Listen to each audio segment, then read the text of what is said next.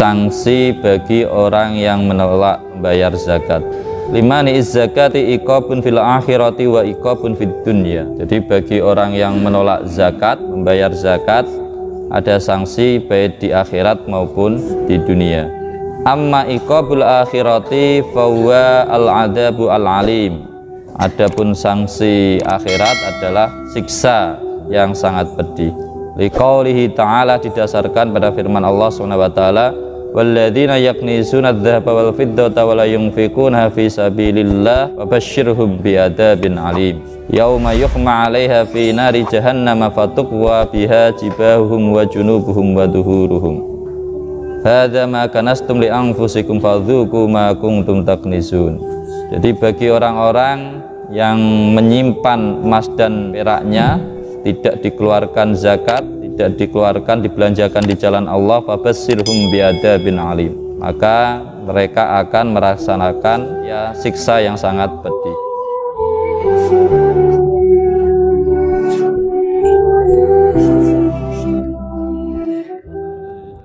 Nahmaduhu wa nasta'inu wa nastaghfiru wa nastahdi wa na'udzu billahi min sururi anfusina wa min sayyiati a'malina. May yahdihillahu fala mudilla lahu wa may yudlil fala hadiyalah. Asyhadu an la ilaha illallah wahdahu la syarika lahu wa asyhadu anna Muhammadan abduhu wa rasuluhu la nabiyya wa la rasula ba'dah. Allahumma shalli wa sallim wa barik ala Muhammadin rasulillah wa ala alihi wa ashabihi wa mawala amma ba'd. Fa ya ayyuhal mu'minun fa ya ayyuhal hadirun fa ya ayyuhal muslimun ittaqullaha haqqa tuqatih wa la tamutunna illa wa antum muslimun. Rabbi shrah li sadri wa yassir li amri wahlul 'uqdatam min lisani yafqahu qawli. Allahumma anfa'na bima 'allamtana wa 'allimna ma lam na'lam.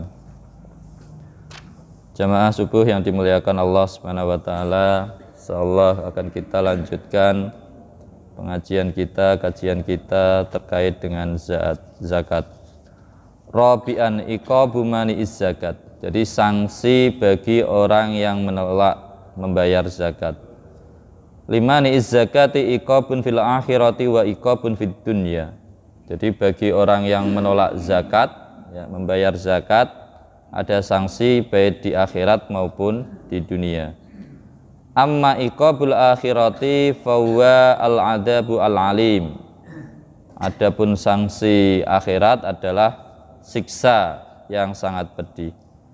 Liqaulihi ta'ala, didasarkan pada firman Allah SWT, walladzina yaknizuna adz-dzahaba wal fiddata wa la yunfiquna fi sabilillah fabasyshirhum bi'adzabin alim yauma yuhma 'alaiha fi nari jahannam fatuqwa biha jibahuhum wa junubuhum wa dhuhuruhum hadza ma kanastum li anfusikum fadzuqu ma kuntum taknizun.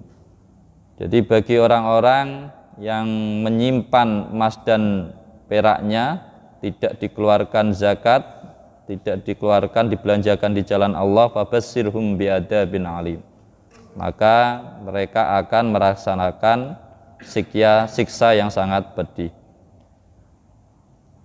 yaitu pada hari di mana ya, emas dan perak tadi dipanaskan di api neraka jahanam, kemudian disetrikakan pada dahi mereka, lambung mereka, dan punggung mereka. Nah, itu karena hadza ma kanastum li anfusikum, itu karena mereka menyimpan ya harta-harta tersebut, artinya tidak mengeluarkan zakat padahal harus mengeluarkan zakat. Fadzuqu ma kuntum taknizun, maka rasakanlah ya apa yang mereka simpan itu, yang kemudian dipanaskan tadi di api neraka, kemudian disetrikakan ke punggung mereka, lambung dan punggungnya.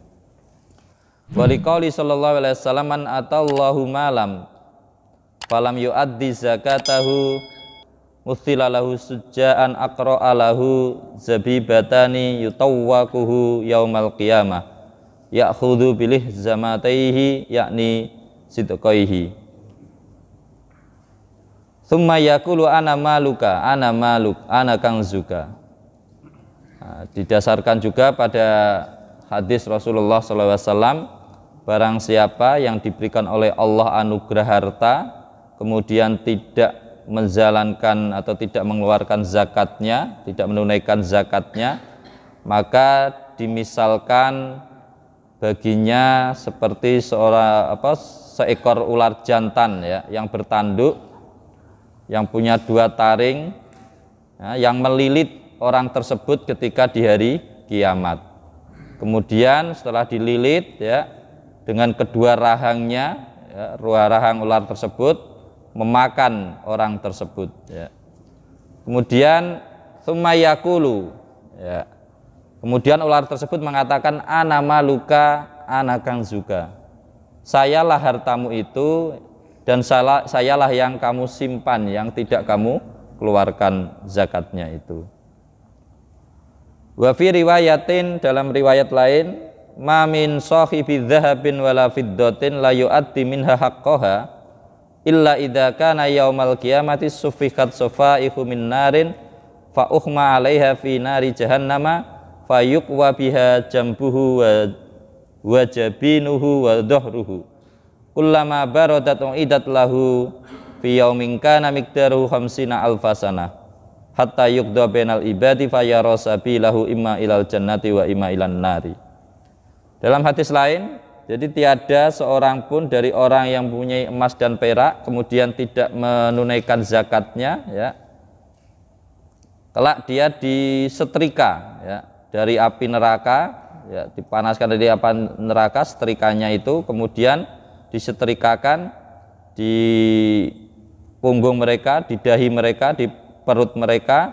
Ketika sudah dingin lagi ya kan, dingin lagi kemudian balik dipanaskan lagi. Nah itu dalam waktu kurang lebih fiyau mingkana miqdaru khamsina alfasana, 50 tahun. Nah setelah itu ya, setelah semuanya selesai, terserah nanti pada sudah selesai kalau orang Islam selesai disiksa, nah, nanti baru dilihatkan pada akhirnya dia tetap di neraka tersebut atau ke surga. Wa amal iqabu ad-dunyawi lil fardi bisababit taksir wal ihmal fa huwa akhadaha minhu wa ta'zir wa tahrim al mali wa akhadha al hakim satral mal qahron. Sedangkan sanksi di dunia, nah karena kalau zaman dulu itu pemerintah sangat kuat ya, pemerintah Islam maksudnya. Jadi bagi yang tidak melaksanakannya maka dia diambil hartanya secara paksa. Jadi diambil hartanya secara paksa, selain diambil dia juga kena takzir. Selain harta yang sudah ditentukan ya, tergantung kepada pemerintah, bisa menambahkan harta lain sebagai bentuk takzir. Qala Rasulullah sallallahu alaihi wasallam man a'taha ay az-zakah mu'taziran falahu ajruha wa man mana'aha fa inna akhiduha wa satra ibilihi azmatan min azmati rabbina tabaraka wa ta'ala la yakhillu li ali Muhammadin minha syai'un. Nah, jadi bagi orang yang menunaikan zakatnya ya, itu mereka mu'tajiran ya, untuk mengharap pahala dari Allah Ta'ala, falahu ajruha, maka baginya adalah pahala tersebut. Tapi wa man mana'aha fa inna akhiduha, tapi barang siapa yang menolak untuk menunaikan zakat, maka sayalah ya, kata Rasulullah SAW, yang akan memaksanya untuk mengambilnya. Wasatra ibili azmatan, dan juga sebagian ya dari ontanya, artinya selain kewajiban itu bisa saja diberikan takzir tambahan. Azmatan sebagai kewajiban min azmati rabbina tabaraka wa ta'ala, sebagai kewajiban dari Allah Subhanahu wa ta'ala. Fa in kana mani'uz zakati jahidan liwujubiha faqad kafara wa qutila kama yuqtalu al-murtad li'anna wujubaz zakati ma'lumun min dinillahi ta'ala daruratan faman jahata wujubaha faqad kadzaballahu wa kadzdzaba rasulahu fahukima bikufrihi. Jadi barang siapa yang menolak ya untuk mengeluarkan zakat karena dia membangkang, sebenarnya tahu kewajibannya tetapi memang sengaja membangkang ya kan, maka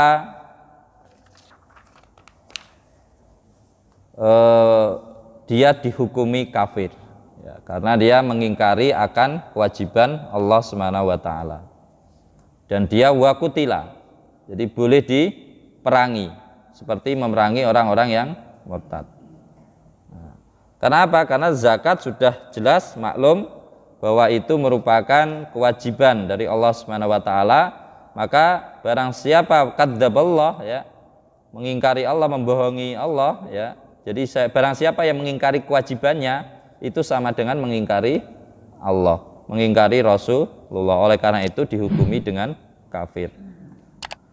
Wa taqatala al-jama'atu mani atas zakati juhudan kama fa'ala sahabah fi ahdil khalifah al-awwal Abi Bakar radhiyallahu anhu. Ini dicontohkan oleh Abu Bakar radhiyallahu an. Ketika Rasulullah meninggal, ya kan, banyak para saat itu sahabat orang yang Islam, ya, umat Islam, mereka tetap sholatnya dan sebagainya, tetapi mereka tidak mau membayar zakat dengan alasan zakat ini ya hanya untuk ketika ada Rasulullah. Nah, kemudian Abu Bakar bersumpah, wallahi la uqatilanna man farraqa bainas sholati waz zakah. Jadi saya bersumpah ya, ini Abu Bakar, wallahi demi Allah saya akan sungguh akan memerangi orang-orang yang membedakan antara sholat dan zakat. Artinya membedakan kewajibannya.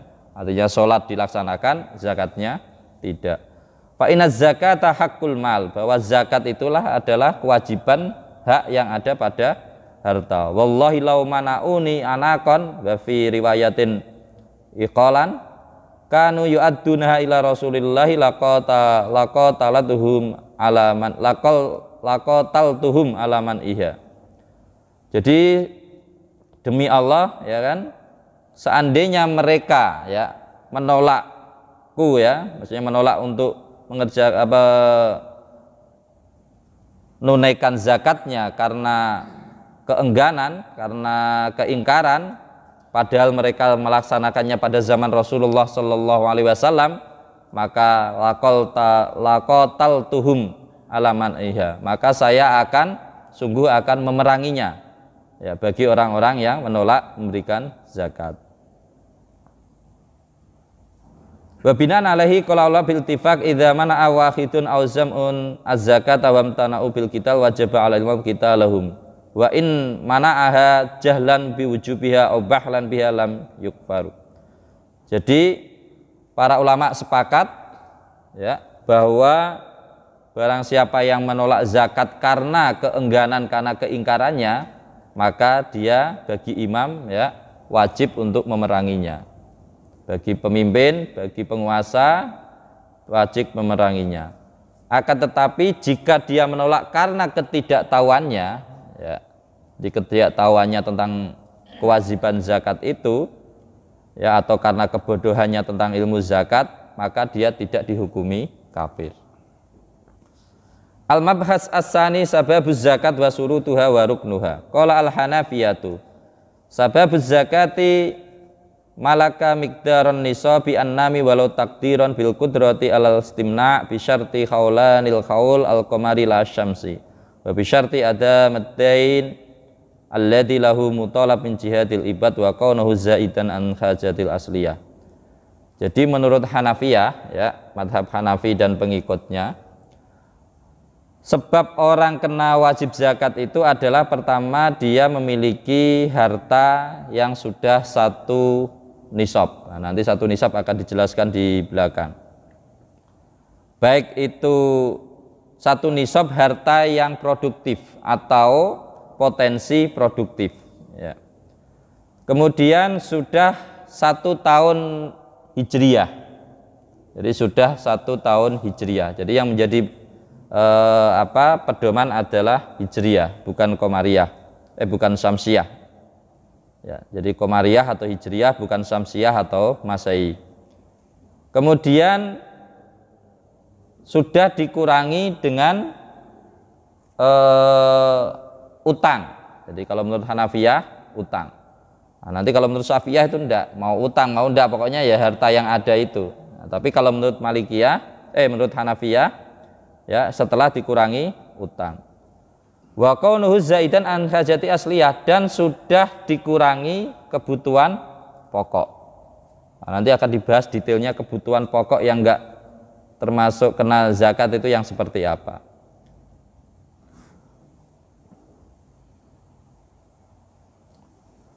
Wal maksud bin nisab huwa ma nasabahu asy-syari' alamatan ala wujubi zakati minal maqadir allati fi bahsi amlal zakat ya kami ati dirhamin aw isrina dinaron. Nah, tentang nisab nanti akan dibahas secara detailnya, tapi kalau emas sudah kita ketahui bersama ya, kisaran yaitu 20 dinar ya, atau 20 miskol ya. Kalau standar minimal sekarang 85 gram ya, untuk standar minimalnya.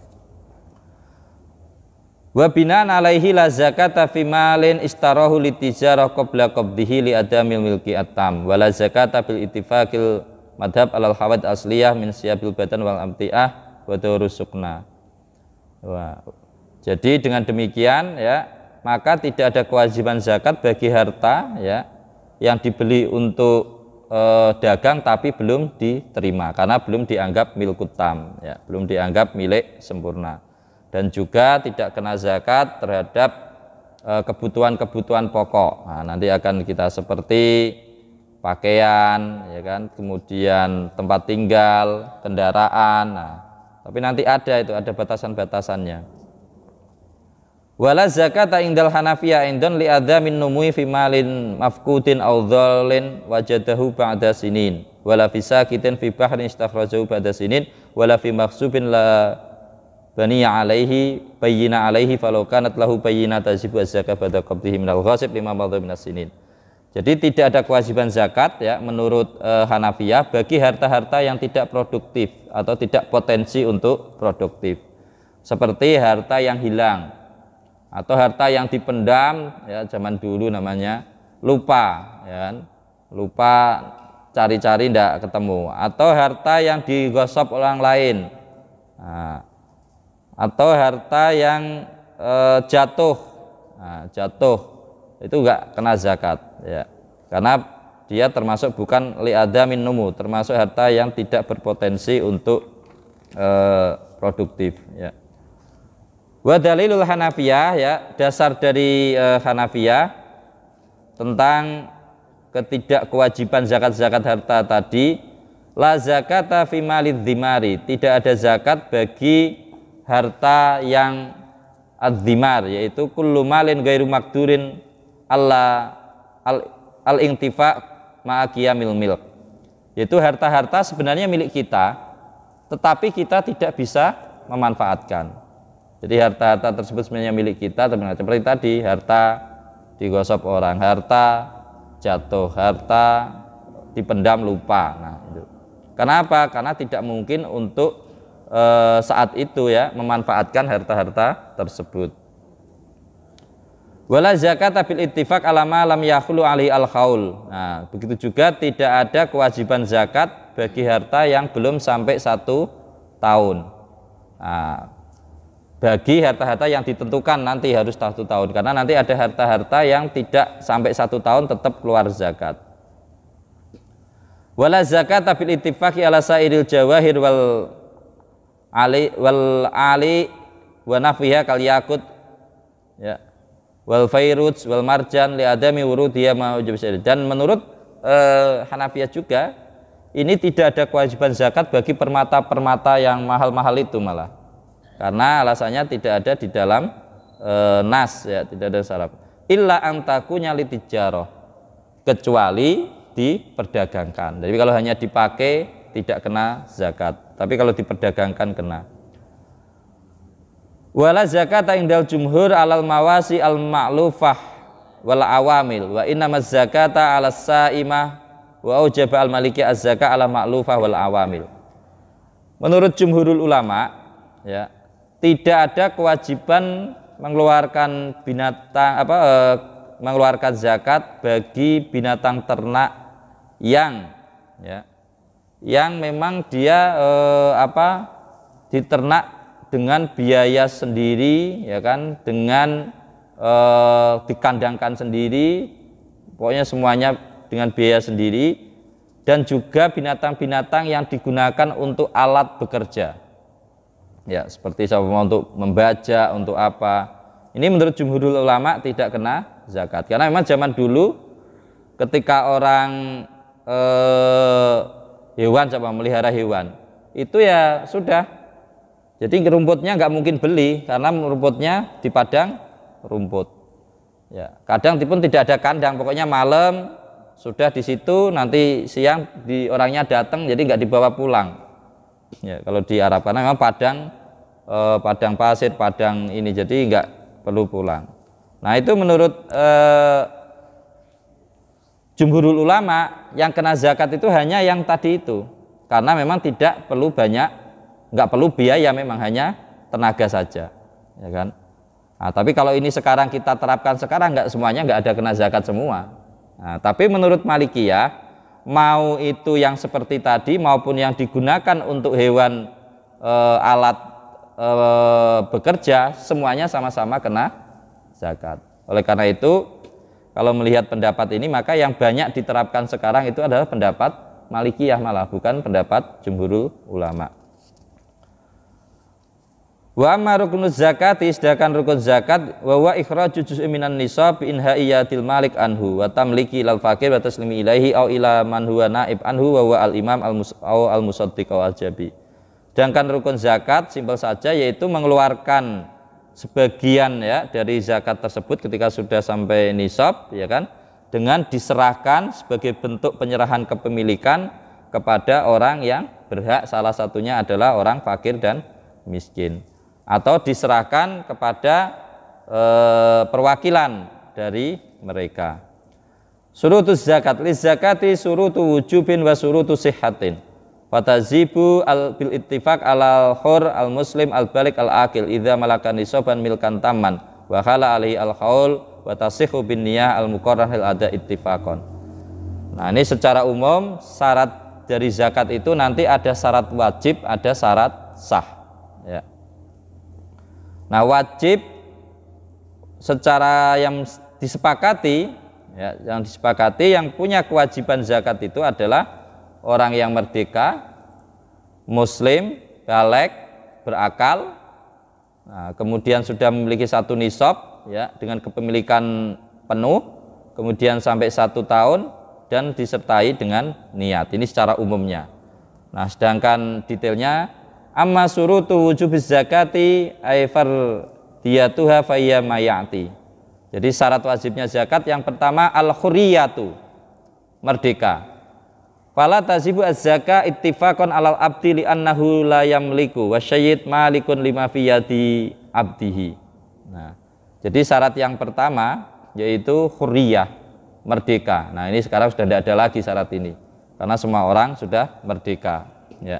Karena bagi seorang hamba sahaya tidak punya kewajiban untuk zakat. Kenapa? Karena hamba sahaya tidak memiliki sesuatu, dirinya saja dimiliki sama tuannya, ya, apalagi sampai memiliki sesuatu. Nah, oleh karena itu yang wajib zakat saat itu, ya, zaman awal-awal Islam ketika masih ada budak, hanya bagi orang yang huriyah, yang merdeka. Yang kedua, Islam. Fala zakata ala kafirin bil ijma'i li annaha ibadatun mutahharatun wa huwa laisa min ahli tuh.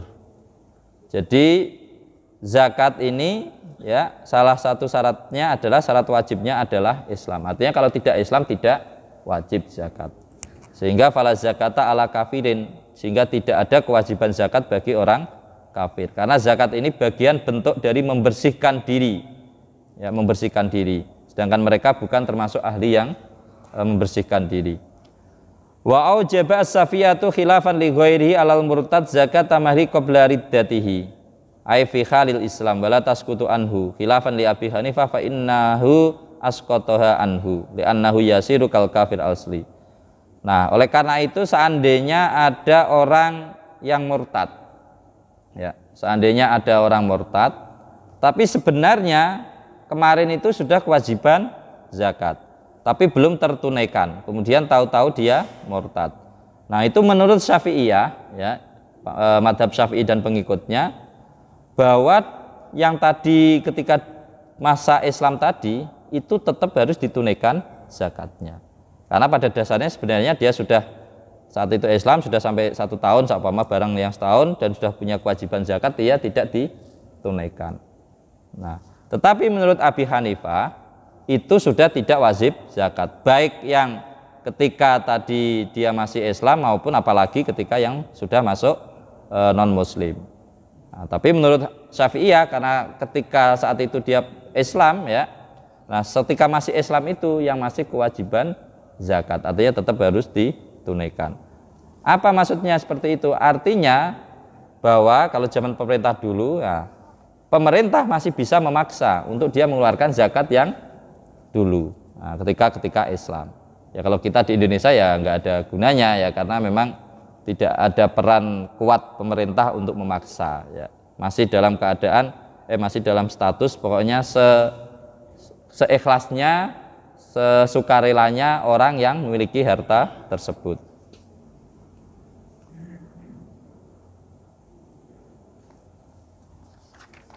Kemudian syarat yang ketiga al-bulugh wal aql, baligh dan berakal.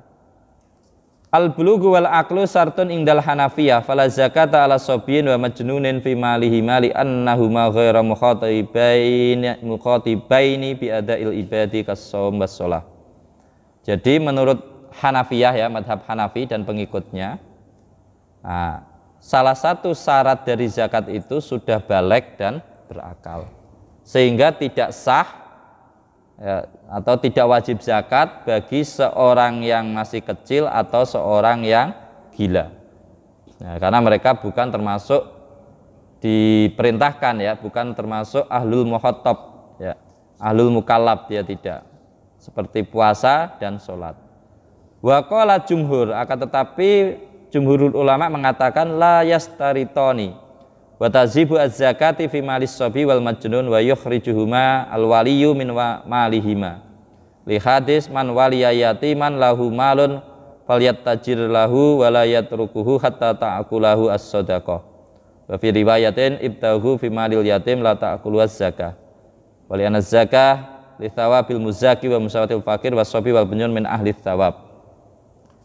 Jadi kalau menurut jumhurul ulama bahwa berakal dan baligh itu bukan syarat wajibnya zakat.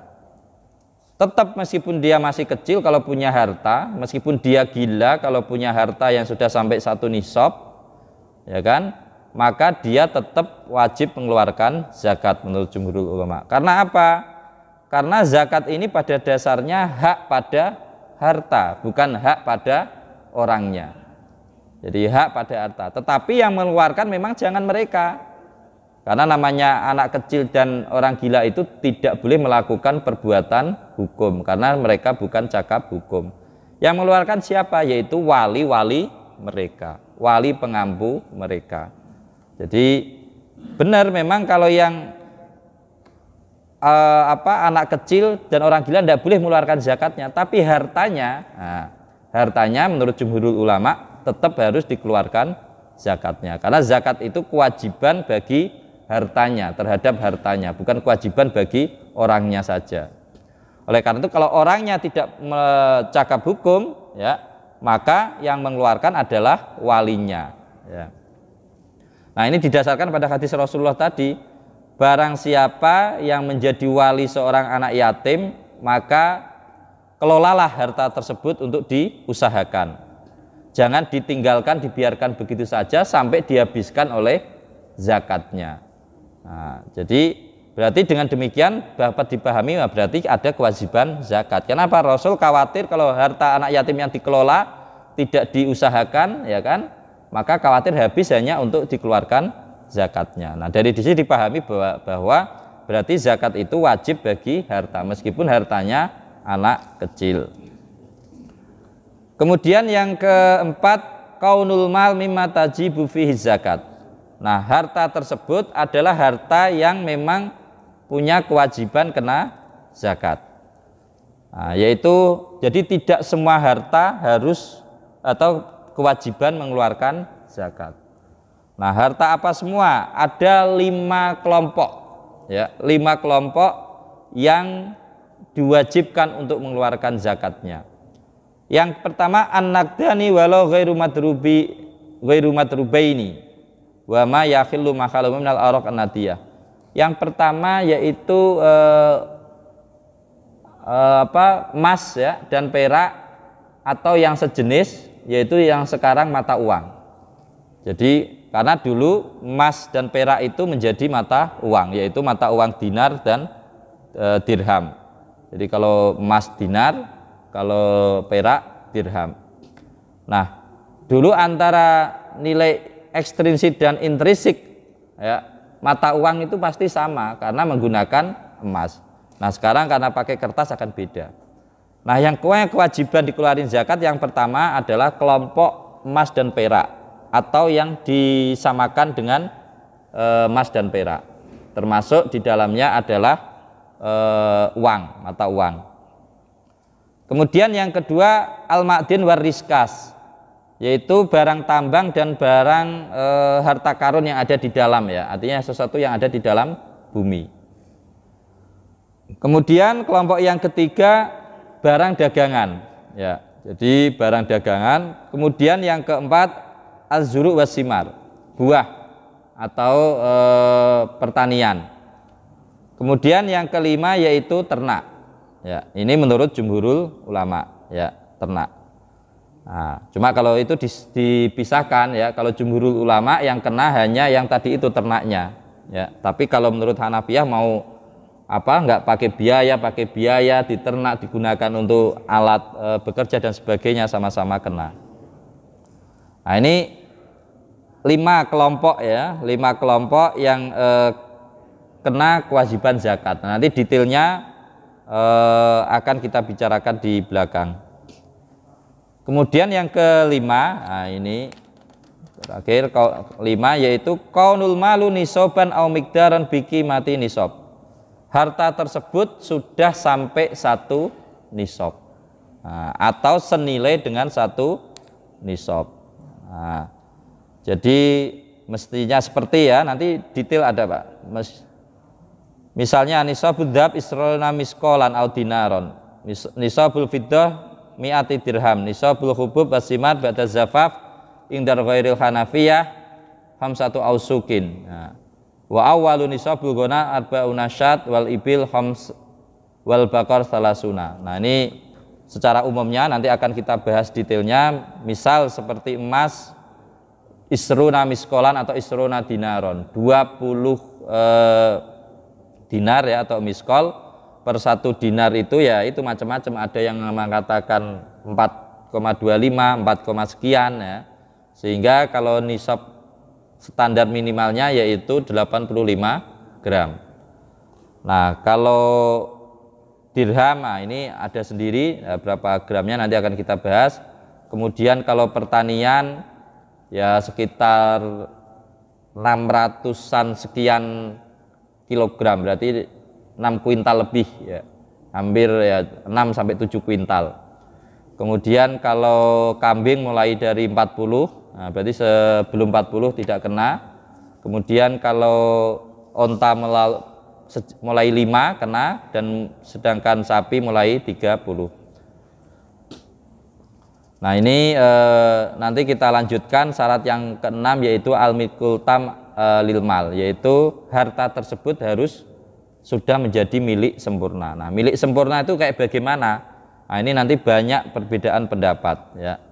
Jadi nanti banyak perbedaan pendapat nah terkait dengan ini karena sulit. Termasuk nanti di dalamnya yang sangat penting, bagaimana ngitung 1 tahun itu.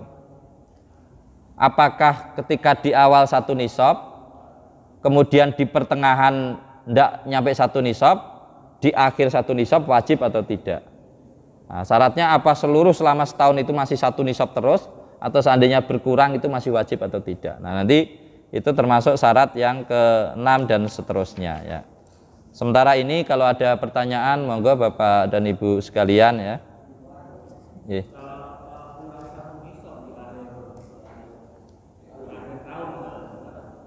Yeah. Yeah.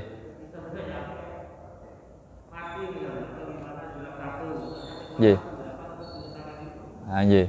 Nanti sebenarnya akan kita bahas detailnya Pak, ada itu nanti ya, persyaratan yang ke berapa ya kalau itu. Tapi secara umum bahwa nanti beda. Jadi kalau menurut Syafi'iyah nih, kalau Syafi'iyah itu persyaratannya agak susah Pak, karena dia dalam 1 tahun penuh itu harus masih 1 nisab terus. Sebentar saja berkurang dari 1 nisab itu tidak kewajiban zakat. Ya, sebentar saja dia tidak sampai 1 nisab itu dia tidak kewajiban zakat. Seumpama sekarang ya awal tahun kan sekarang, anggap aja ini kita anggap awal tahun Komariah lah seumpama. Sudah 1 nisab, tahu-tahu di pertengahan tahun Komariah nggak 1 nisab, ya kan? Nanti itu sudah nggak kewajiban bagi Syafi'iyah. Tahu-tahu sebulan kemudian 1 nisab lagi. Nanti ngitungnya mulai awal nisab itu setelah 1 bulan tadi itu yang mulai 1 nisab penuh itu. Ini kalau Syafi'iyah. Nah, nanti kalau Hanafiyah beda lagi. Makanya yang banyak digunakan Hanafiyah kalau terkait ini. Hanafiyah itu yang penting pedomannya di awal sama akhir saja. Nah, di awal sudah 1 nisab, di akhir 1 nisab. Nah, yang penting itu kalau Hanafiyah. Meskipun ini hilang seluruhnya di tengah-tengah, ya kan, bangkrut ya kan, atau hilang barangnya, atau ditemukan lagi, atau kalau bangkit lagi ya, balik 1 nisab lagi. Itu kalau menurut Hanafiyah tetap punya wajib. Jadi wajib dikeluarin. Cuma nanti ada untungnya, kalau Syafi'iyah ya kan, mau utang mau enggak, pokoknya harta yang ada itulah yang kena zakat. Jadi enggak dikurangi utang. Tapi kalau Hanafiyah dikurangi utang dulu. Nah, jadi dikurangi utang dulu, sama kita barang dagangan nih 1 M, utangnya 200 juta sama. Jadi yang dikeluarin hanya 800 juta. Tapi kalau Syafi'iyah enggak, ya 1 M itu dikeluarin. Tapi tadi itu dia di persyaratan awalnya enak bagi orang yang punya, kalau nggak sampai 1 nisab, sekali aja sebentar saja ya, hanya sejam 2 jam itu diibaratkan, itu sudah tidak ada kewajiban. Tapi yang paling gampang ngitungnya, memang yang paling gampang ya, dan sepertinya yang banyak digunakan oleh lembaga-lembaga zakat ya, itu adalah pendapat Hanafiyah ya. Karena apa? Dia lebih jelas, lebih gampang. Termasuk nanti kita bahas jika seandainya di tengah-tengah kita mendapatkan harta, namanya al-mal al-mustafad istilahnya kan. Mendapatkan harta entah itu dari waris, entah itu dari keuntungan dagang, entah itu dari hibah seseorang, ya kan, entah dari itu ngitungnya bagaimana harta yang itu. Apa ngitung dia berdiri sendiri independen, ya kan, setahun kemudian baru bayar, berarti kita dalam setahun bisa bayar zakat beda-beda, ini sendiri ya kan, harta ini sendiri, harta ini sendiri, harta ini sendiri. Atau dia ngitungnya diikutkan sama induk harta kita. Jadi induk harta kita sama kita, induknya harta kita barang dagang atau emas atau apa ya, kita sudah punya, udah biasa ngeluarin, ya kan, sama dikeluarin kebiasaan sama Ramadan gitu kan. Padahal sebenarnya mengeluarin zakat itu tidak mesti Ramadan. Sebenarnya ngitung 1 haul, 1 tahun sejak dia punya 1 nisab. Tapi kan rata-rata kita jarang menyadari ya, jarang menyadari 1 nisab awal nyampe 1 nisabnya kapan itu kan kita tidak tahu ya. Nah, kadang nggak menyadari, jadi sehingga gampangnya sekaligus juga mencari berkahnya Ramadan, nah dikeluarin Ramadan. Tapi ya tidak apa-apa, karena sudah kalau runut dulu juga susah kita kapan, ya sudah tidak apa-apa, lanjut saja. Kalau yang udah kebiasaan Ramadan ya lanjut saja Ramadan ya kan. Nah, nanti juga akan kita bahas karena ini memang rumit Pak. Jadi memang rumit, sederhana ketika keluarin zakat 2,5% dari barang dagangan. Nah ketika ditanya 2,5% itu dari yang mana, nah itu sudah susah. Barang dagangan yang mana yang kena. Nah, terus kalau ada harta baru datang dalam bentuk hibah, wasiat, dapat dari wasiat, dari warisan, dari yang lain, dari keuntungan seumpama. Nah, itu dia ngitungnya setahunnya itu kapan? Apa dia bisa berdiri sendiri? Berarti kita agak repot, setahun itu bisa ngeluarin zakat berkali-kali, atau dia ngitungnya ngikut induknya. Nanti akan kita bahas ke depan. Nah ini memang yang mulai agak menarik di sini nanti. Ya, kalau tadi kan 2 pertemuan ini dasar-dasar. Jadi ini mulai agak menarik ini. Tapi secara umumnya seperti itu Pak. Itu secara umum. Nanti akan detailnya pendapat imam yang lain masih banyak. Ya. Nah, tapi memang yang paling rasional dan agak mudah kita praktekkan itu pendapat Hanafiyah. Termasuk seandainya kalau Hanafiyah itu harta tadi itu ya yang datang di tengah-tengah itu ya sudah diikutkan induknya saja ngitungnya gitu. Jadi ngitungnya itu ngitung tahunnya ya, diikat induknya. Artinya meskipun ini belum setahun tapi sudah punya induk yang sudah setahun ya, ya sudah. Jadi kita nggak puyeng dalam setahun keluarin berapa kali zakat, tidak perlu. Dengan harta yang berbeda maksudnya ya, harta yang berbeda. Jadi jadikan satu saja kalau menurut Hanafiyah. Artinya dia lebih rasional di situ. Monggo ada lagi satu lagi, ya silakan. Zakat profesi. Ya. Tanah atau rumah.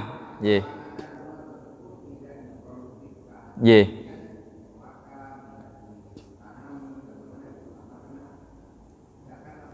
Ya.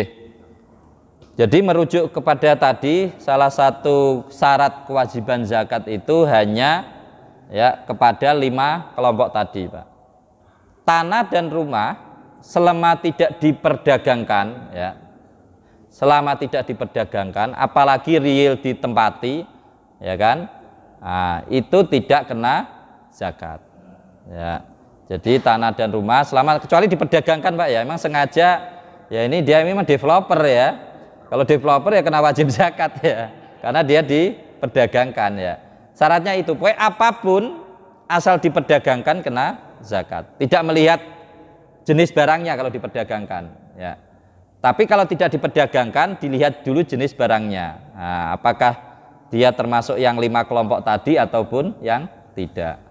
Nah, karena kalau diperdagangkan pasti dia masuk salah satu kelompok tadi yaitu kelompok urudut tijaroh, termasuk barang yang diperdagangkan. Oleh karena itu seperti mobil hanya dipakai sendiri, ya kan? Rumah dipakai sendiri itu tidak kena zakat. Apalagi mobil, Pak. Kalau dipakai sendiri, nggak mungkin itu produktif, ya.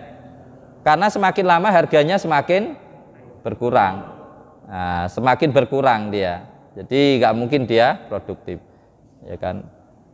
Nah, itu apa? Nanti juga ada pembahasan emas itu banyak, Pak. Emas itu pembahasannya lebih rumit lagi, lebih detail lagi. Jadi nanti ada emas untuk perkakas, emas untuk apa? Perhiasan. Perhiasan itu untuk laki-laki, untuk perempuan, ya kan? Terus emas yang digunakan wajarnya berapa yang sama nggak kena zakat. Nah, itu nanti ada juga. Secara umumnya ya detailnya nanti ada sendiri. Secara umumnya bahwa emas yang digunakan ya, yang digunakan sesuai dengan peruntukannya ya, sesuai dengan peruntukannya. Jadi kalau laki-laki ya jangan pakai gelang kan gitu ya. Gelang emas ya tidak boleh, cincin emas saja tidak boleh ya kan. Artinya sesuai peruntukannya. Sama mau gelang dipakai perempuan gitu kan. Kalung dipakai perempuan. Sesuai peruntukannya itu secara umum tidak kena zakat. Selama wajar dipakai. Lah make 2 kilo gitu kan. Ya kan wajar gitu kan. Nah, itu tetap kena. Jadi, nah tentang kewajaran ini itu ulama juga beda pendapat. Kira-kira berapa sih wajar itu gitu. Nah, itu beda pendapat juga. Nah, tapi asal dia wajar ya, memang dipakai, tidak diperdagangkan ya meskipun emas itu tidak kena zakat. Tapi wajar itu nanti juga ada perbedaan pendapat tentang wajar itu sampai sejauh mana gitu. Tapi kalau emas yang jelas diperdagangkan atau disimpan ya itu tetap kena zakat ya. Apalagi kayak contoh emas antam ya jelas kena zakat karena nggak mungkin dipakai emas antam itu ya, karena dia emas murni. Mesti kalau kita beli emas antam tujuannya tiada lain kecuali hanya investasi ya, karena nggak mungkin lagi kan, karena emas antam tidak ngeluarin dalam bentuk perhiasan kan ya. Jadi perhiasan saja nanti akan detailnya kita bahas. Jadi secara umumnya selama dipakai oleh orang yang halal dipakai ya, artinya kalau laki-laki ya meskipun laki-laki pakai perhiasan tetap kena zakat. Karena apa? Karena itu tidak selayaknya digunakan oleh laki-laki. Nah, termasuk perempuan sama memakai emas yang apa istilahnya alat perang. Nah, tetap kena zakat karena kecuali kalau yang pakai adalah laki-laki. Nah, jadi yang halal yang boleh diperuntukkan untuk itu, ya kan, dan dia dalam kadar wajar, nah itu secara umum tidak kena zakat. Nah, tapi nanti detailnya ada perbedaan pendapat ulama terkait itu. Tapi itu secara umumnya, pakai jumhur ulamanya lah ya, itu tidak pakai itu. Nah, tentang pertanyaan beliau zakat profesi ya. Nah, zakat profesi ini termasuk hal yang baru ya. Termasuk hal yang baru. Nah, makanya dia disamakan dari 5 ini, Pak. Nah, rumpunnya masih ngikuti dari 5 tadi. Makanya ada yang dia menyamakan dengan urudut tijarah itu, Pak. Seperti orang dagang ya. Jadi nisabnya sama, yaitu 85 gram dalam setahun. Artinya gini, kalau pendapatan kita dalam setahun itu ya sama dengan 85 gram emas, maka dia wajib mengeluarkan zakat dengan kadar zakatnya ya sama juga, yaitu 2,5%. Jadi dia masuk ke situ ya, disamakan dengan itu, dengan dikiaskan dengan itu, dengan salah satu dalil yang rasional. Long petani saja ya kan, yang repotnya bukan main wajib ngeluarin zakat, apalagi pegawai profesi yang enak tinggal ya maksudnya nggak terlalu berat lah seperti petani, nggak ngeluarin zakat. Nah, ini meskipun dia hasil ijtihad para ulama, tapi ini sudah kayak sepakat, Pak. Hampir seluruh dunia, semua negara itu sudah mempraktekkan ini ya, salah satu Malaysia itu luar biasa. Dan ini memang kalau dikelola dengan baik itu luar biasa, Pak. Bayangkan. Itu aja contoh Pemda berani membuat kebijakan ya yang keras. Pokoknya zakatnya yang pegawai nggak boleh dikeluarin di luar, ya kan? Harus dipotong oleh Pemda seumpama. Itu aja sudah besar sekali itu, ya. Itu udah besar sekali, apalagi yang lain-lain gitu.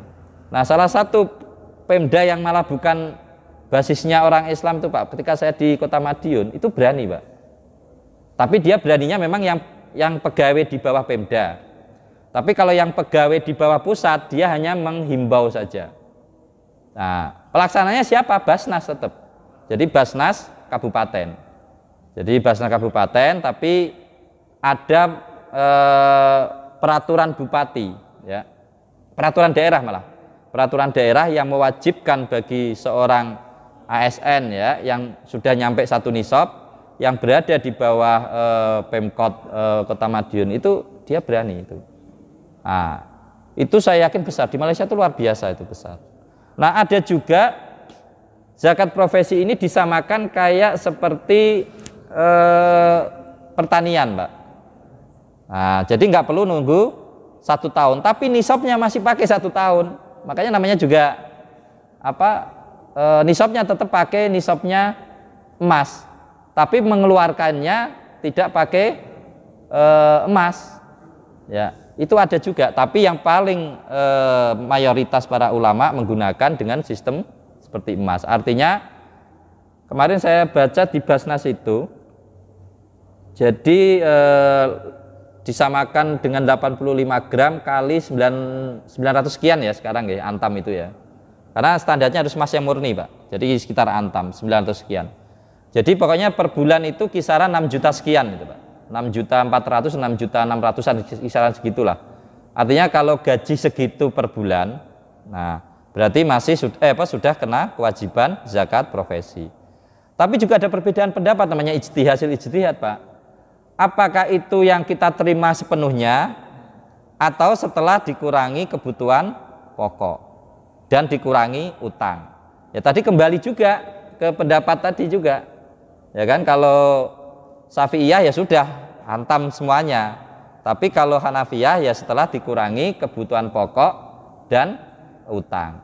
Tapi yang dipakai rata-rata adalah setelah dikurangi kebutuhan pokok dan utang.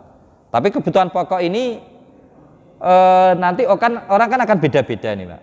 Nah, ini juga yang repot itu. Makanya kembali ke orangnya memang. Karena di sini belum punya peran besar ya pemerintah. Nah, bisa dengan cara kan BPS itu kan mengeluarin Pak, keluarin statistik ya, standar itu. Jadi misalnya standar minimal seorang bisa hidup itu berapa. Nah, sudah dikurangi aja, seumpama standar minimal hidup satu orang 600.000 seumpama. Berarti kalau keluarganya 4, jadi 6 kali 4, 2.400.000. Berarti dikurangi aja 2.400.000. Ya kan? Nah, jadi seperti itu. Nah, untuk kehati-hatian ya sudah, yang penting kurangi bahan pokok yang sewajarnya saja, pakai standar minimal saja, ya kan, nanti dikeluarin. Jadi kalau kita menetapkan batas-batas kita wajib ngeluarin ya, itu pakai minimal, tapi apa yang kita keluarkan pakai standar maksimal untuk kehati-hatian, ya kan, untuk kehati-hatian.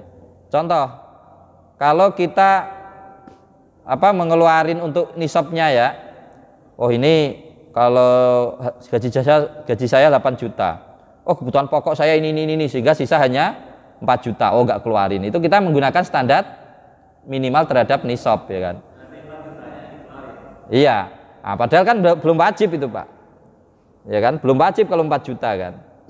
Karena ada yang berbeda pendapat bahwa kewajiban itu 6 juta sekian itu bersih Pak, bersih setelah dikurangi pokok.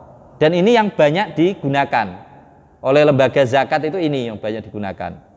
Jadi sama kita punya gaji per bulan 8 juta, ternyata kebutuhan pokok kita 3 juta, berarti 5 juta, berarti nggak wajib, ya, nggak wajib. Ini menurut pendapat ini, ya kan.